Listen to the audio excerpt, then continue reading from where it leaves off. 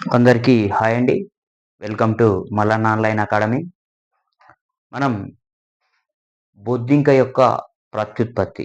బొద్దింక అనేటువంటి జీవి ఏ విధంగా ప్రత్యుత్పత్తి జరుగుతుందో మనం చర్చించాల్సినటువంటి అవసరం ఉన్నదనమాట.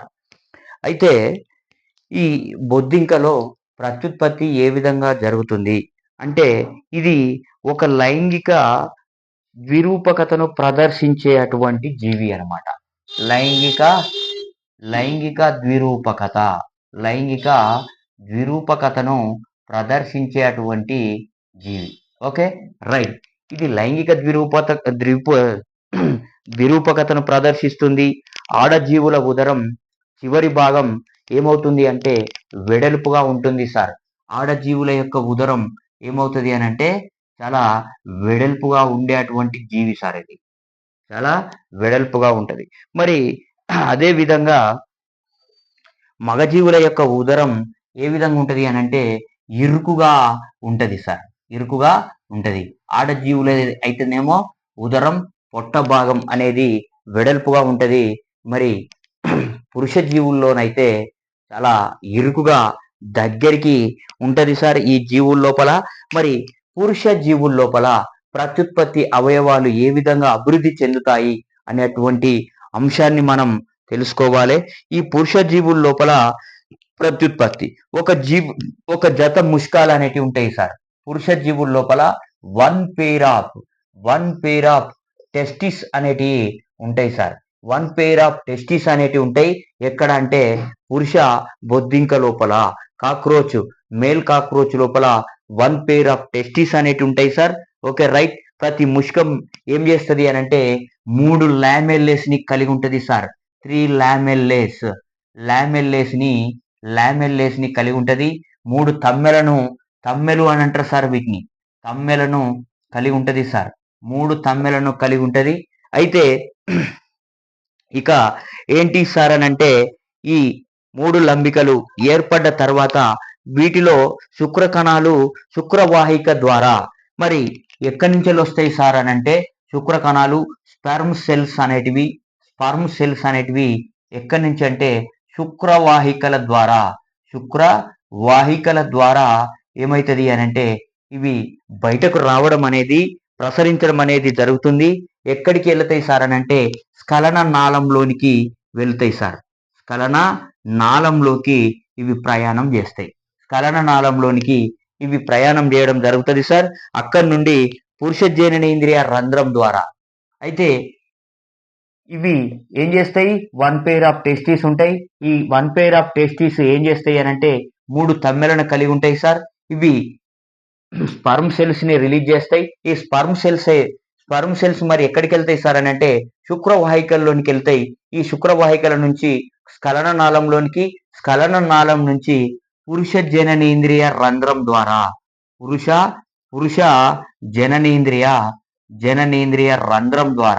పురుష జననేంద్రియ రంధ్రం ద్వారా బయటకు రిలీజ్ కావడం అనేది జరుగుతూ ఉంటుంది సార్.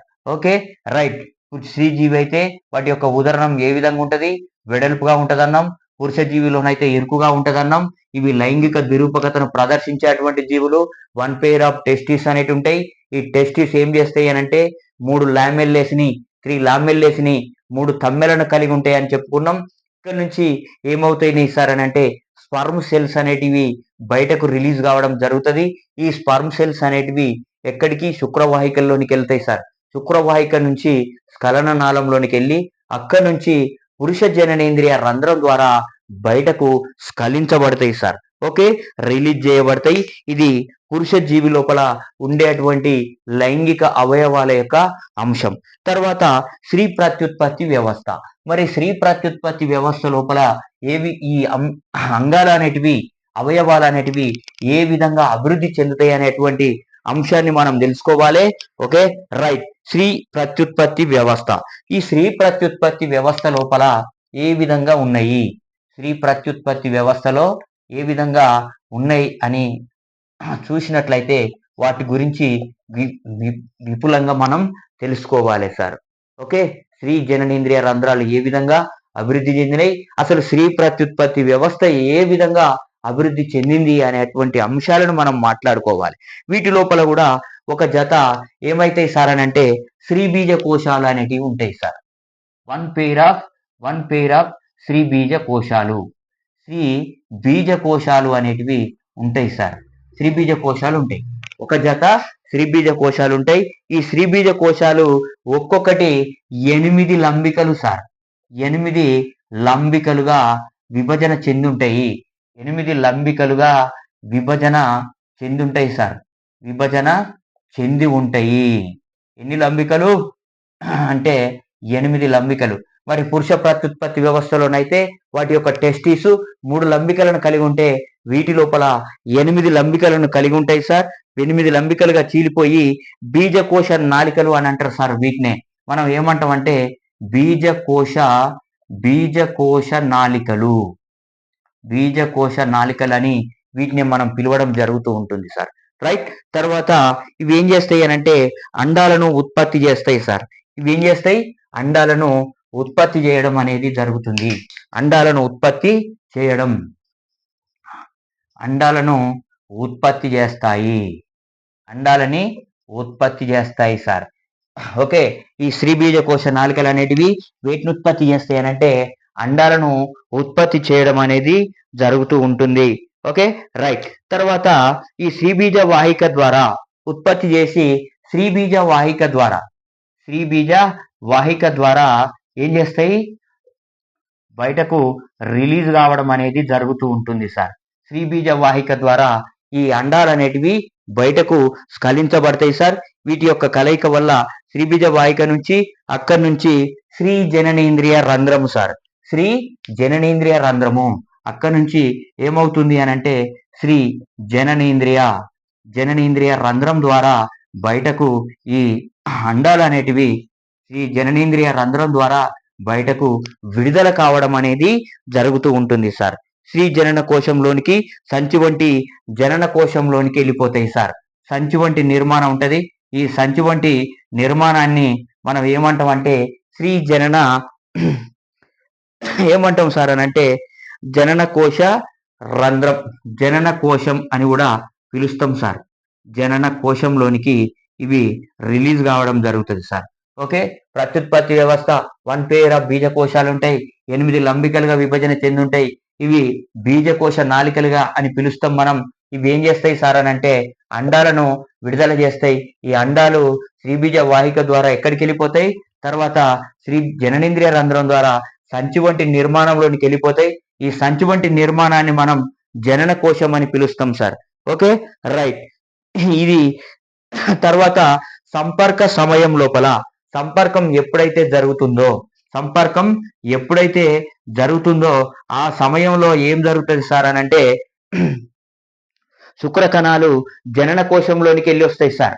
స్పెర్మ్ సెల్స్ అనేటివి ఏం చేస్తాయి అని అంటే ఇక్కడికి జనన కోశంలోనికి వచ్చేస్తాయి. జనన కోశంలోనికి రాగానే అక్కడ ఉన్నటువంటి మరి ఇక్కడ అండాలు ఉంటాయి సార్ జనన కోశంలో. ఇక్కడికి రాగానే స్పెర్మ్ సెల్స్ అనేటి జనన కోశంలోనికి వచ్చేస్తాయి. అక్కడ ఫలదీకరణ చెంది ఏం ఏర్పడుతుంది సార్ అని అంటే జైగోట్ అనేది ఏర్పడుతుంది. జైగోట్ అనేది జనన కోశంలో ఏర్పడుతుంది. స్పెర్మ్ సెల్స్ అనేటి అండాలు కూడా జనన కోశంలో నిల్వ ఉంటాయి కాబట్టి స్పెర్మ్ సెల్స్ అనేటివి పురుష జీవి నుంచి ఏం చేస్తాయి, ఇవి జనన కోశంలోనికి వస్తాయి. అక్కడ రాగానే ఇక్కడ ఫ్యూజ్ అనేది జరుగుతుంది సార్. ఫ్యూజ్ అనేది జరిగిన తర్వాత ఏమవుతుంది అంటే జైగోట్ అనేది ఏర్పడుతుంది. ఈ జైగోటు ఏం చేస్తుంది, జైగోటు ఏర్పడగానే మరి ఎక్కడ ఏ ఫలదీకరణ జరిగింది సార్ అని అంటే స్త్రీ జీవిలోనే ఫలదీకరణ జరిగింది కాబట్టి దీనిని మనం ఏమని పిలవచ్చు సార్ అని అంటే అంతర ఫలదీకరణ, ఇంటర్నల్ ఫెర్టిలైజేషన్ అని కూడా పిలవచ్చు సార్. Okay right. జనన కోశంలో జరుగుతుంది కాబట్టి తర్వాత ఈ అండాలు అనేటివి గుడ్ల తిత్తి రూపంలో ఏమవుతుంది సార్ అని అంటే గుడ్ల తిత్తి రూపంలోనికి వెచ్చగా ఉన్న చీకటి ప్రదేశంలోనికి విడుదల చేయబడతాయి సార్. ఏ ప్రదేశంలోనికి విడుదల చేయబడతాయి, చీకటి ప్రదేశంలోనికి విడుదల చేయబడితే అక్కడ డెవలప్మెంట్ కావడం జరుగుతుంది సార్. తర్వాత ఒక్కొక్క తిత్తి నుంచి మరి ఎన్ని వస్తాయి సార్ అని అంటే 16 అండాల వరకు 16 అండాల వరకు ఇవి రిలీజ్ అవుతాయి సార్. ఎన్ని వరుసల్లో ఉంటాయి అని అంటే 2 వరుసల లోపల ఈ 16 అండాలు అనేటివి ఉంటాయి సార్. ఓకే, ఒక్కొక్క వరుసలో 8 చొప్పున 16 ఓమ్స్ అనేటివి ఉంటాయి. వీటి నుంచి రంగు రెక్కలు లేని స్వరూప శాబకాలు అంటే నింపు అనేటువంటి పిల్ల జీవులు ఏర్పడతాయి సార్. నింపు అనేటువంటి పిల్ల జీవులు ఏర్పడతాయి సార్. Okay, right. వీటిని ఎటువంటి రెక్కలు ఇట్లా ఉండయి సార్. ఆ రెక్కలు లేనటువంటి జీవులు ఏర్పడ్డైతే వాటిని మనం ఏమంటాం సార్ అని అంటే నింప్ అని పిలవడం జరుగుతూ ఉంటుంది సార్. Okay, right. తర్వాత మరి ఈగ లోపల ప్రత్యుత్పత్తి సార్. మరి ఈగ లోపల ఏ విధంగా ప్రత్యుత్పత్తి జరుగుతుంది అనేటువంటి అంశాన్ని కూడా మనం తెలుసుకోవాలి. మరి ఈగ లోపల ఏమవుతుంది సార్ అని అంటే ఈగలో పురుష ప్రత్యుత్పత్తి సార్. ఈగలో పురుష ప్రత్యుత్పత్తి. ఈగలో పురుష ప్రత్యుత్పత్తి సార్. పురుష ప్రత్యుత్పత్తి. Okay, right. మరి ఈగ లోపల ఏ విధంగా పురుష ప్రత్యుత్పత్తి అనేది జరుగుతుంది అనేటువంటి అంశాన్ని మనం చూసినట్లయితే ఈగలు కూడా వీటి లోపల ఒక జత ముష్కాలు అనేటివి ఉంటాయి సార్. వన్ పెయిర్ ఆఫ్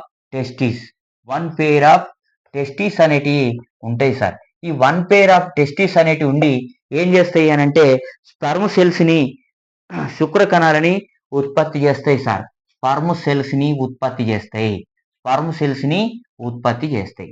ఓకేనా, రైట్. తర్వాత ఈ శుక్ర కణాలు ఒక జత శుక్రవాహికల ద్వారా శుక్రవాహికల ద్వారా ఏం చేస్తాయి సార్ అని అంటే ఇవి ప్రయాణం చేస్తాయి. మరి ఎక్కడి వరకు ప్రయాణం చేస్తాయి సార్ అని అంటే స్ఖలన నాళంలోనికి ప్రయాణం చేస్తాయి. Okay, right. ఎక్కడి పోయినా స్ఖలన నాళంలోకి ఏం చేస్తాయి సార్ అని అంటే ఇవి రిలీజ్ కావడం అనేది జరుగుతూ ఉంటుంది. తర్వాత ఇవి పురుష జననేంద్రియ రంధ్రం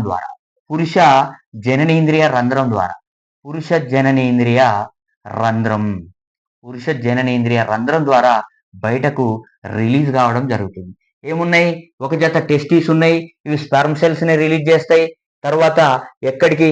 ఒక జత శుక్రవాహికల్లోనికి వెళ్ళిపోతాయి. తర్వాత ఈ శుక్రవాహికలు ఎక్కడి వరకు తెరుచుకుంటాయి సార్ అని అంటే స్ఖలన నాళంలోనికి తెరుచుకుంటాయి. స్ఖలన నాళం ఎక్కడి వరకు ఉంటుందంటే పురుష జననేంద్రియ రంధ్రం ద్వారా బయటకు ఓపెన్ కావడం అనేది జరుగుతూ ఉంటుంది సార్.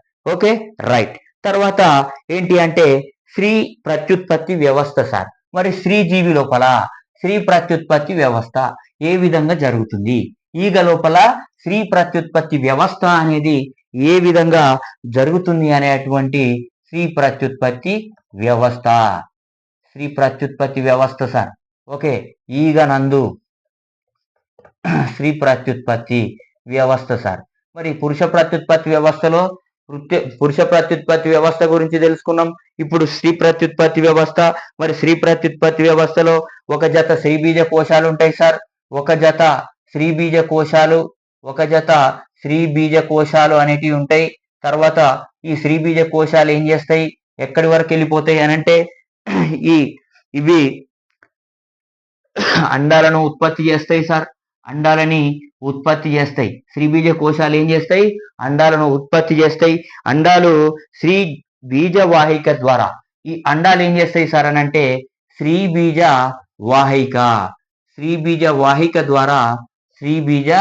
వాహిక ద్వారా ఎక్కడికి పోతాయి సార్ అని అంటే ఇవి కూడా మరి వేరే ప్రదేశంలోనికి ట్రాన్స్ఫర్ కావాలి. ప్రయాణించి శుక్రగ్రాహికలు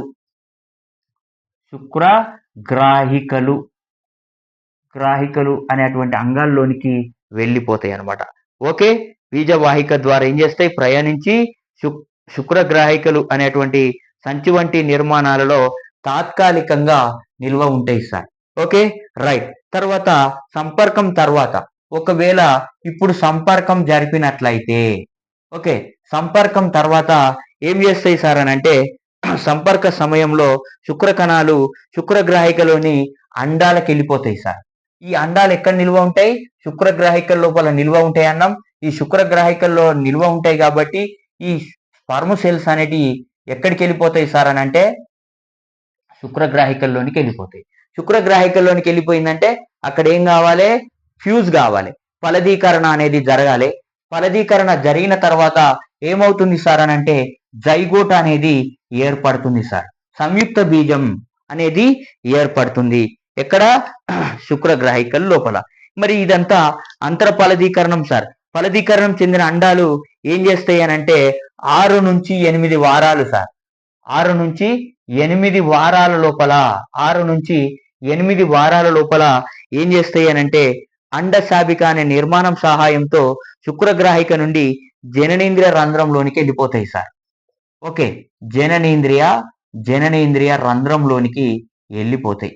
జననేంద్రియ రంధ్రంలోనికి వెళ్ళిపోయి ఏం చేస్తాయి సార్ అని అంటే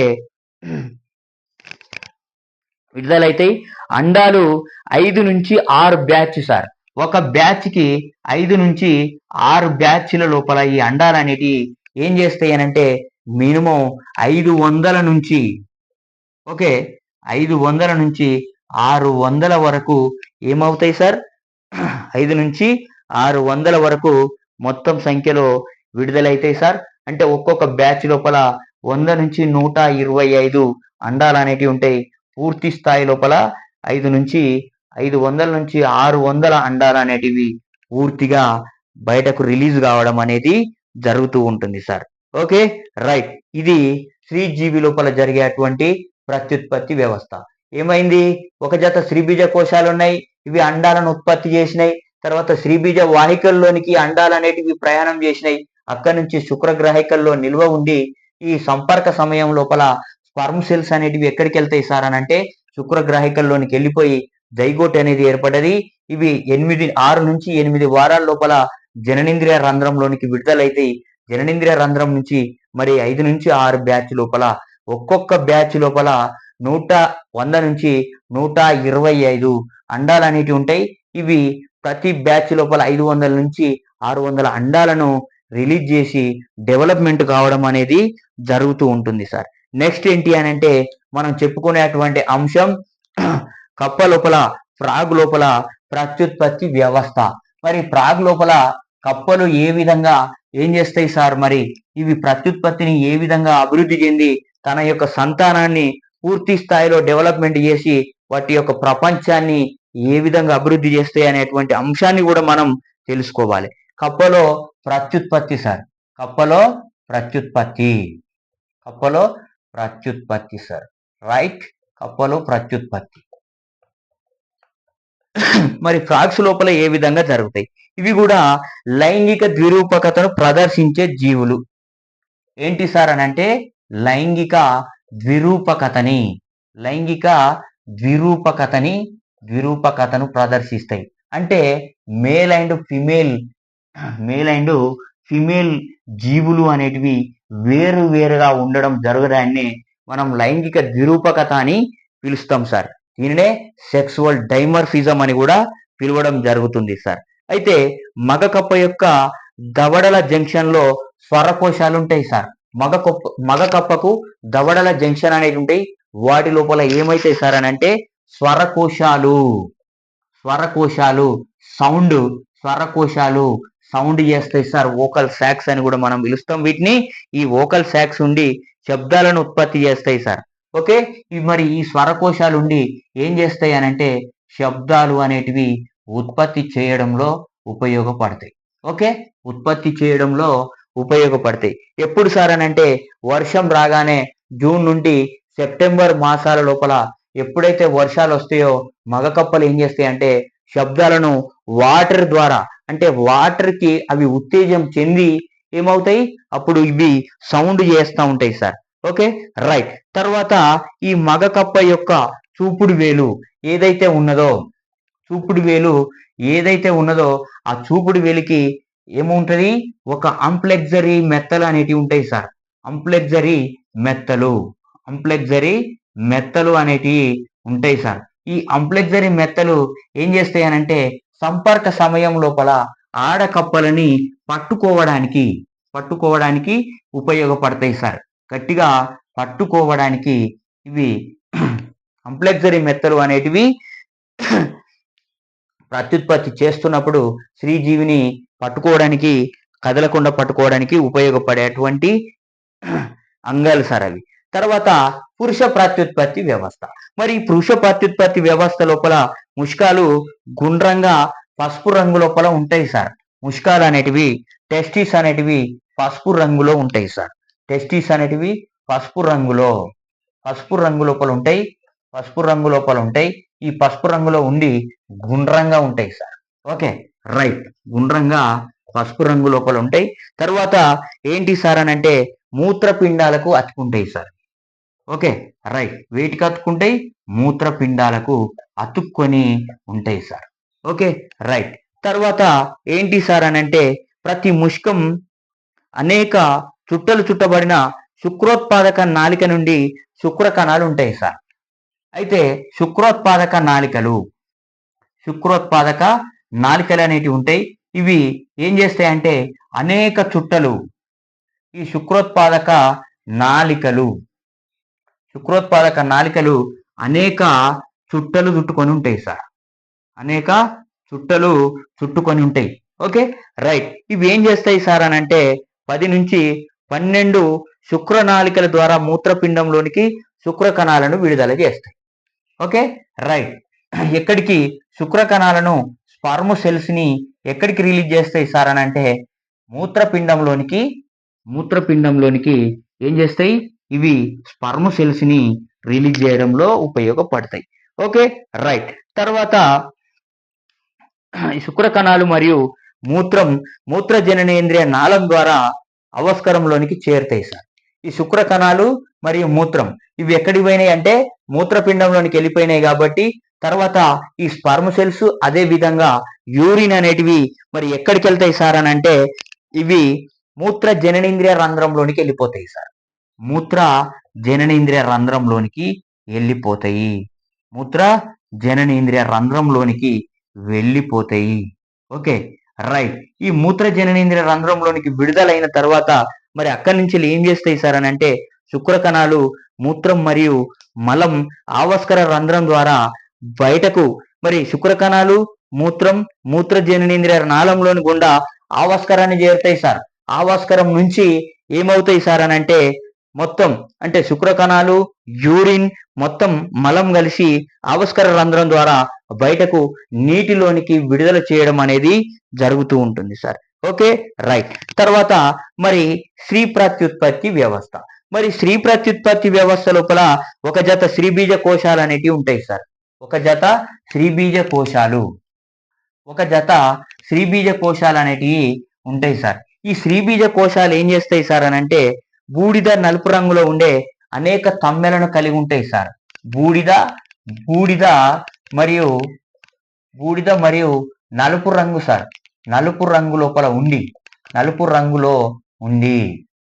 నలుపు రంగులో ఉండి ఏం చేస్తాయి సార్ అని అంటే అనేక తమ్మెలను కలిగి ఉంటాయి సార్. ఓకే, తమ్మెలను కలిగి ఉంటాయి. రైట్, తర్వాత ప్రతి కోశం లోపల అనేక పుటికలు ఉండి ప్రతి పుటిక నుండి ఒక అండం ఏర్పడుతుంది సార్. వీటి లోపల అనేక పుటికలు ఉంటాయి సార్. అనేకమైనటువంటి పుటికలు ఉంటాయి సార్. పుటికలు ఉంటాయి, వీటి నుంచి అండాలు రిలీజ్ అవుతాయి సార్. అండాలు విడుదలైతాయి. మరి ఈ అండాలు విడుదలైన తర్వాత ప్రతి పుటిక నుండి అండం ఉంటుంది. ఈ అండాలు శరీర కుహరంలోనికి విడుదల కావడం వల్ల కుల్యాముఖాలు అనే శైలికమయ గరాటు వంటి నిర్మాణాలు ఉంటాయి సార్. ఓకే, ఈ శరీర కుహరంలోనికి వచ్చేస్తాయి సార్. శరీర కుహరంలోనికి ఇవి మొత్తం రిలీజ్ అవుతాయి. ఏంటి? అండాలు అనేటివి. తర్వాత ఈ అండాల నుంచి ఏమైతాయి అంటే కుల్యముఖాలు అనేటువంటి శైలికమయ కండరాలు సార్. కుల్యముఖాలు అనే శైలికమయ కండరాలు. ఈ శైలికమయ కండరాలు ఏం చేస్తాయి అని అంటే వీటిని ఈ విధంగా ప్రెస్ చేస్తూ ఉంటాయి. ప్రెస్ చేయడం వల్ల కరెంటు వంటి నిర్మాణాల ద్వారా స్త్రీబీజ వాహికలోనికి చేరిపోతాయి సార్. ఇవి కదలికల వల్ల ఈ శైలికలు అనేటివి కండరాలకు శైలికలు ఉంటాయి కాబట్టి అవి ఆడిస్తూ ఉంటాయి. ఆడించడం వలన అవి ఎక్కడికి వెళ్ళిపోతాయి సార్ అని అంటే కరాటు వంటి శ్రీబీజ వాహికల్లోనికి వెళ్ళిపోతాయి. ఓకే రైట్, శ్రీబీజ వాహికల్లోనికి ప్రతి స్త్రీబీజ వాహిక చివరి భాగం ఉబ్బి బీజకోశ గోని లేదా గర్భాశయంగా మారుతుంది సార్. స్త్రీబీజ వాహిక యొక్క చివరి భాగం ఏమవుతుంది అని అంటే ఒక ఉబ్బినటువంటి నిర్మాణాన్ని కలిగి ఉంటది. ఉబ్బినటువంటి నిర్మాణాన్ని మనం ఏమంటాం అంటే వాన్నే గర్భాశయం అని పిలుస్తాం. తర్వాత దీనిలో అండాలు తాత్కాలికంగా నిల్వ ఉంటాయి సార్. మరియు అండాలు మూత్రం మరియు మలం ఆవస్కర రంధ్రం ద్వారా బయటకు విడుదల కావడం జరుగుతుంది సార్. అండాలు మూత్రం అదే విధంగా ఏం చేస్తాయి అని అంటే మలం కూడా అవి విసర్జించేటువంటి ఫీకల్ మ్యాటర్ కూడా మొత్తం ఎక్కడికి రిలీజ్ అవుతుంది అంటే బయటకు వాటర్ లోనికి రిలీజ్ అవుతాయి సార్.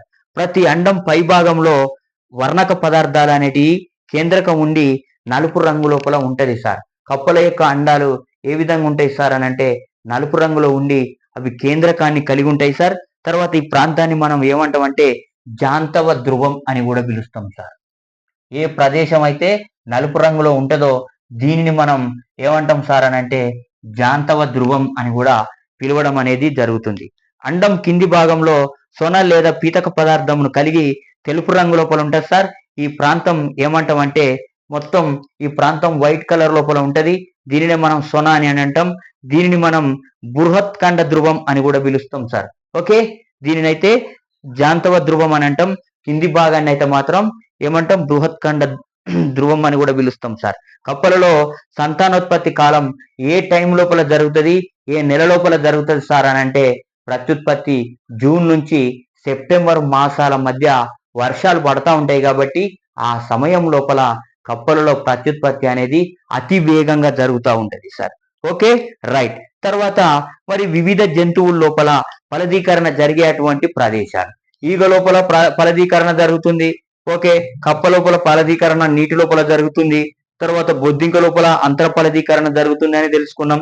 రైట్. ఇటువంటి ఒక్కొక్క జీవి లోపల ఒక్కొక్క రకంగా జరుగుతుంది కాబట్టి మరి ఫలదీకరణ మానవుని లోపల ఫలదీకరణ ఎక్కడ సార్ అని అంటే స్త్రీజీవి యొక్క ఫాలోపియన్ ట్యూబ్స్ లోపల జరుగుతుంది సార్. ఓకే, మానవుని లోపల ఫలదీకరణ అనేది ఎక్కడ జరుగుతుంది అని అంటే ఫాలోపియన్ ట్యూబ్స్ లోపల జరుగుతూ ఉంటుంది సార్. ఫాలోపియన్ ట్యూబ్స్ లోపల జరుగుతూ ఉంటది. మానవునిలో ఉమెన్ లోపల ఏం చేస్తారు అని అంటే మానవునిలో ఫలదీకరణ అనేది Fallopian tubes sir. Fallopian tubes లోపల జరుగుతూ ఉంటుంది సార్.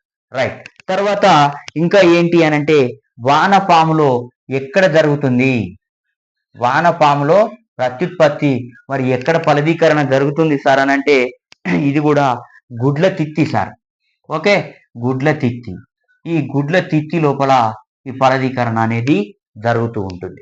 రైట్. తర్వాత బొద్దింక లోపల కాక్రోచ్ లోపల ఫలదీకరణ ఎక్కడ జరుగుతుంది సార్ అని అంటే జనన కోశం లోపల జరుగుతుంది సార్. జనన కోశంలో ఇది ఫలదీకరణ అనేది జరుగుతుంది. Okay, right. తర్వాత ఈగలో ప్రత్యుత్పత్తి. ఈగలో ఏ విధంగా మరి ఎక్కడ జరుగుతుంది సార్ ప్రత్యుత్పత్తి అని అంటే శుక్రగ్రాహిక సార్. శుక్రగ్రాహిక అనేటువంటి అంగం లోపల ఈ ప్రత్యుత్పత్తి అనేది జరుగుతుంది. మరి కప్పలో ప్రత్యుత్పత్తి ఎక్కడ జరుగుతుంది అనేటువంటి అంశాన్ని మనం చూసినట్లయితే నీటి లోపల జరుగుతుంది. శుక్ర కణాలు మగ కప్ప రిలీజ్ చేస్తుంది. తర్వాత అండాలను ఆడకప్ప రిలీజ్ చేస్తుంది. కాబట్టి ఏమైతాయి అనంటే నీటి లోపల ఫలదీకరణ అనేది జరుగుతుంది. దీనిని మనం బాహ్య ఫలదీకరణ అని కూడా అనొచ్చు. తర్వాత పక్షుల లోపల మరి ఫలదీకరణ ఎక్కడ జరుగుతుంది సార్ అని అంటే బీజకోశ గోని సార్. బీజకోశ గోని అనేటువంటి ప్రదేశం లోపల పక్షులలో ఫలదీకరణ జరుగుతుంది. మానవునిలో అయితే ఫాలోపియన్ ట్యూబ్స్, వానపాములోనైతే గుడ్ల తిత్తి, ఇది క్లైటెల్లం అని అంటాం దీన్ని కూడా. తర్వాత బొద్దింకలోనైతే జనన కోశం, ఈగలోనైతే శుక్రగ్రాహిక, కప్పలో అయితే నీటి, పక్షులు అయితే బీజకోశ గోని లోపల ఫలదీకరణ జరుగుతుంది అనేటువంటి అంశాన్ని మనం చూస్తున్నాం సార్. రైట్. మరి పక్షుల లోపల ప్రత్యుత్పత్తి ఏ విధంగా జరుగుతుంది పక్షుల నందు? మరి